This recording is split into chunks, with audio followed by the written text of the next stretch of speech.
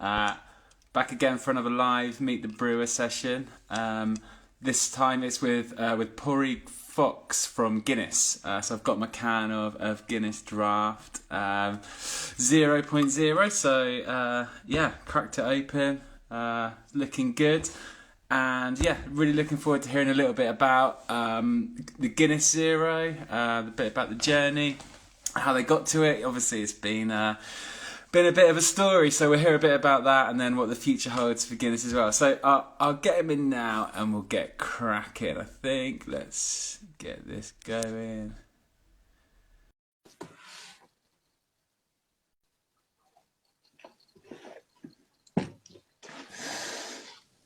Hello. Hey. Hey, Robin, how are you? Yeah, I'm very well, thank you. I'm just going to turn you up a bit. Yeah, very well. How are you? Oh, good. Can't complain. Nice. Yeah, so amazing. You got your beer? I do. I have my can here and my glass, so I am ready to Incredible. go as well. Amazing. Well, yeah, I poured mine a bit early. I just couldn't wait. So I good. thought we were going to do like a little bit of theatre around it, so I held off. No, just dive straight in. Dive straight in. But yeah, I mean, obviously, when we talk about Guinness, we talk about the port, don't we? So Yeah. that's Oh, there we go. nice. Got my 45-degree angle going. There you So go. very same as the regular Guinness draft cans. Got the widget in there, so I'm going to do it all in the one go and just let it settle there beside me. Amazing. So do you Yep. want to, before we get cracking, I want to know about the port, how important it is, how important the glass is, all of that stuff. But I want to know first a little bit about you. Like, what's your history of Guinness? Like, what's your role there? Like, yeah, do you want Yeah, to? sure. Well, I've been with Guinness for almost 20 years now. So I started off nice and fresh out of college as a tour guide in the Guinness storehouse. Was there for quite a good few years actually, and then I moved into the quality team. So based in Ireland, looking after draft quality.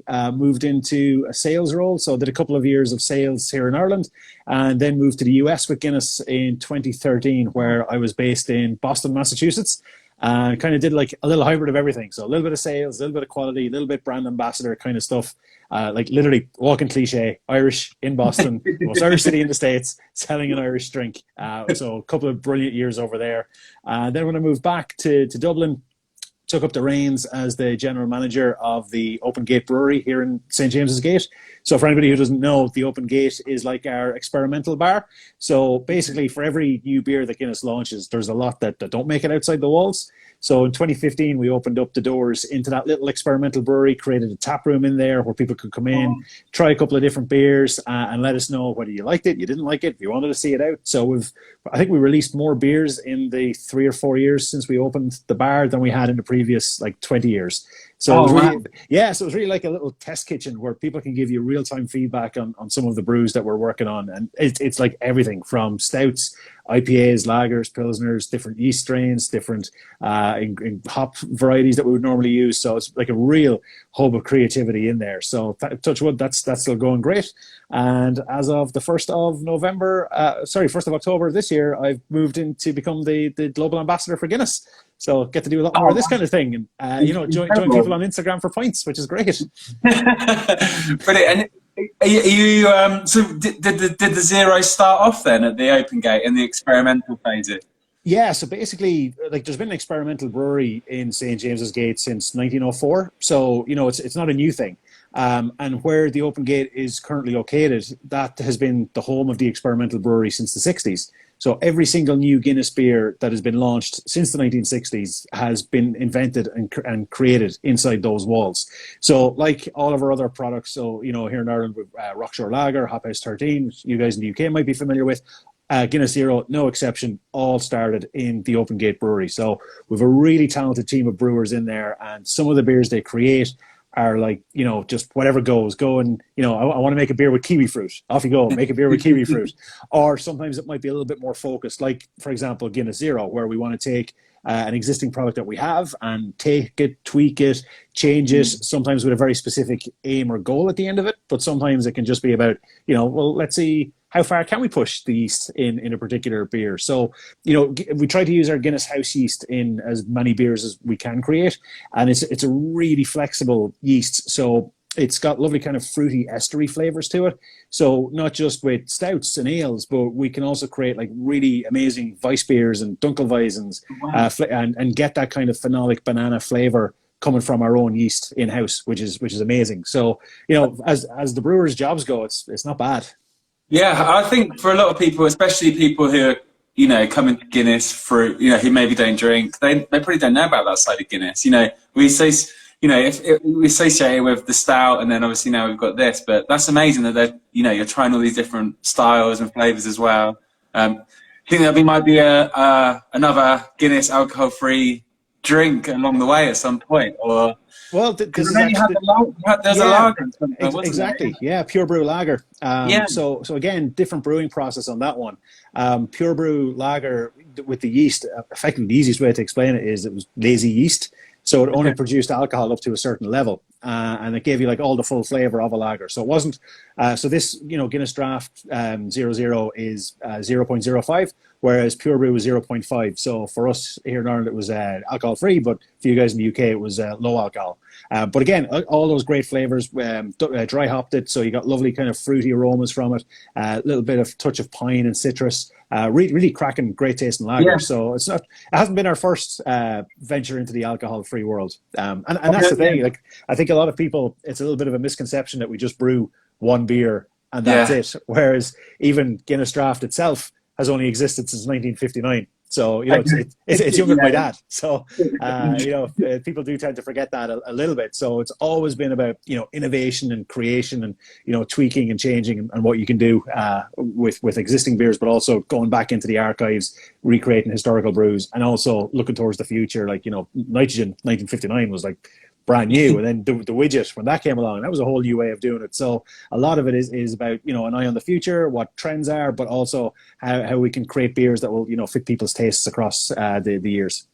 Yeah, I remember the lager. That was I think people look back on it fondly as well, because I don't think you can get it over here anymore. But people love that. Like, that was it was like a like you could. It wasn't. It's not like you're drinking a Guinness, but you're buying into the brand. You're buying into the that side of it, and it was a great beer. And then obviously, so I guess that goes into.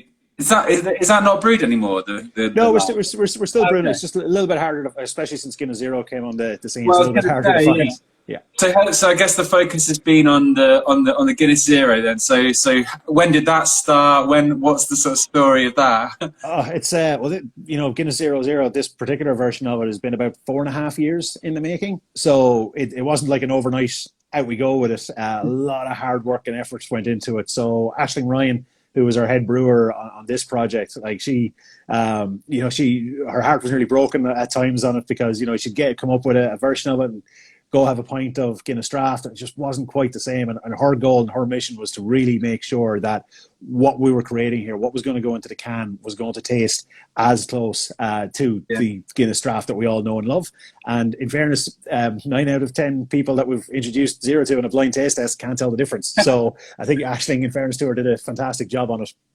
It's incredible, yeah. A lot of people have said the same. It's just, it's so good. And from my memories of Guinness, and when I first opened the can, and it was incredible to have something without the alcohol that tastes so much like a Guinness. So 4.5 years ago, it started development. So then obviously it had a short spell, didn't it, last year? What happened there? Yeah, so we launched. Unfortunately, there was a slight little quality issue with a small batch, very minimal batch of the cans. But just to play it on the safe side, we just withdrew it all from sale. Went back just to make sure that absolutely everything was perfect before re-releasing it. So thankfully, it's back out, available on shelves again. But it's it's the very same beer, it's very same liquid. We haven't changed anything. It was just a slight little quality issue that we came across. And we are a brewery that are very passionate about quality. Even going back to the early days of Guinness advertising, the first ever advertisement in 1928 in a newspaper, like the big word is quality. So it's something that we very much take really, really seriously. So as a precaution, we just withdrew everything from sale, went back and just checked literally every single little thing that you can check in this, and brought us back to the point where we are now, and enjoying one here. Well, exactly. Yeah. So you got obviously the pour as well is a massive thing.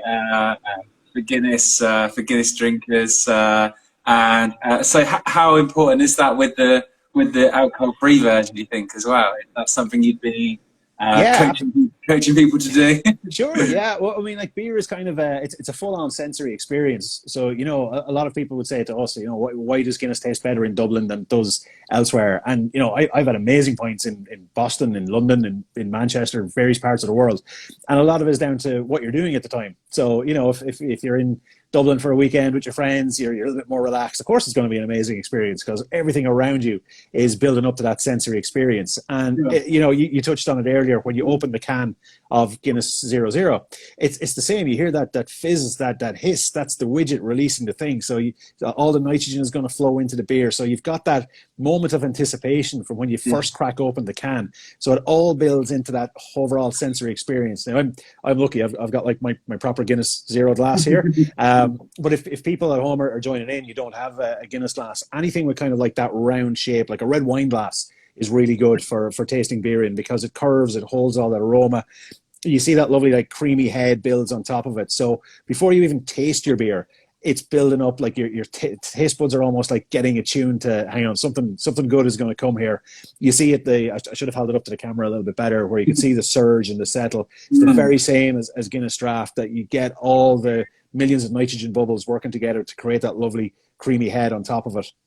And again, people who've never tasted a Guinness before, the first mistake people make is they take a sip of the head. But that's where all the gas is. So that's what you're effectively tasting is going to be the most bitter part of the pint. So the advice that I would give to anybody who's tasting Guinness Zero or Guinness Draught for the first time is you look at the horizon and you go in for like a big, deep swig. So you don't want to sip the head. You want to get right into that dark liquid underneath. That's where all the roasted flavors are going to be. So, like if you think about it, we poured the can a couple of seconds well before this, so it's all building up to that moment where you just want to dive in and take that big first gulp, and that will give you the full explosion of flavor then on your palate. Amazing. And so I guess then the next thing after that is, obviously we've got the cans, we're loving the cans, but is there then to go to a pub and have it in a pint? Is that in the plan as well? Yeah, it's actually something that we have here in Ireland at the moment. So we have an amazing machine called a microdraft unit, and actually I can demonstrate one just here. Oh wow! So, yeah, so this is what we're doing in Ireland to pour draft 00. So it is, it's, for all intents and purposes, it looks exactly like a tap, but it actually uses a very similar can, but it's slightly different in that it will only work with this unit. So right now in Dublin, if you want a pint of Guinness Zero, this is how they'll pour it in a pub using the tap unit there beside me. Incredible! So how does it work? Effectively, it's the same as if you were to walk into a pub and get a pint. So, when you're pouring on a keg, you've got the gas mixes inside the keg. And then when you pull down the tap, you hear that hiss, which is something that you don't get with lagers and ales because they're carbonated. So all the gas is going in, you get the bubbles rising up. Whereas with nitrogenated beers, you get that hiss, and that's the release of nitrogen into beer. That's what causes the surge and settle. So it's kind of the same idea behind that, just executed in a slightly different technology. So with the can, there's no ring pull like this. Okay. So completely different from the can I've just opened to pour into my glass. Let me see if I can get a little close up of the tap there. So as you can see, it's completely empty here. I'll just pick up a little lid, and the can just slides in like that. And then for the rest of it, I've got like my tap then to pour it down and fill the glass. So very, very same beer as what I've just poured out of this. This one delivers the nitrogen with the widget, and this one delivers it through a pump inside the machine. Incredible. Okay, so that's available in Ireland at the moment. Yep, exactly. So we've got I think almost 500 pubs in Dublin currently serving pints of Guinness Draught Zero on one of these machines, and then also we've got the take home cans then in supermarkets as well. And so, is the plan to have? I guess it is to roll that out all over the world, I suppose. Well, yeah, if enough people ask for it, we'll obviously have to start looking. But yeah, the whole idea is to be able to serve Guinness, whether it's Guinness Draught, Guinness Zero, in as many places as possible where people might enjoy drinking it. So it's not about taking people away from one product or the other. It's offering more occasions where you can enjoy a Guinness or a Guinness Draught Zero. Amazing. And so that's done completely. There's no pouring of the can. It does it all sort of automatically. Yep. So basically, as if it was in a pub, I'd take an empty glass, hold it underneath, and Yeah. pull down the tap, pours it up, does the two-part pour. So that's where it does differ from the widget can, is that it is a two-part pour. So like I fill it up roughly towards the top of the harp, and then I have to sit and wait until it's ready for the top up, to top off the pint. Whereas with the widget, that releases all the nitrogen in the one go. So that's why we recommend with the widget can that you pour it all in the one go. And whether people prefer pouring with the 45-degree angle or the hard pour in, that's entirely up for people at home to decide which one Yeah, I is their bet you favorite. get a lot of that.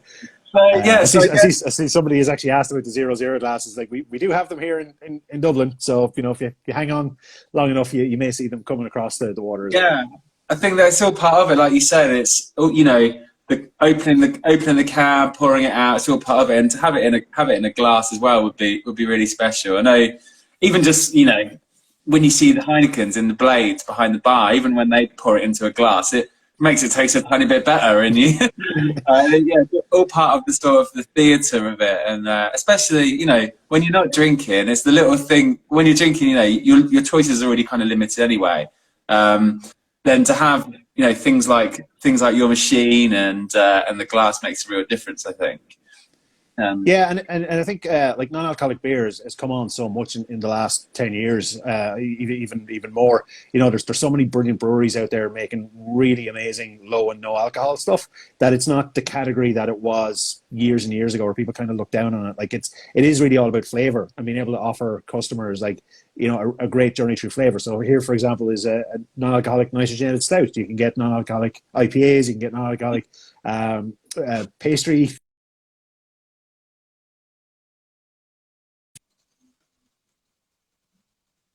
serving it, really. So is it then? Yeah, someone was asking about outside of Britain, outside of Ireland, is there plans to then everyone in the States wants it? Yeah, be patient, guys. Be patient. There is a massive demand for it, so we'll get there eventually. Yeah, I think that's it, isn't it? Like alcohol free is booming over here, but I think over there it's just as quick, growing just as quick. So.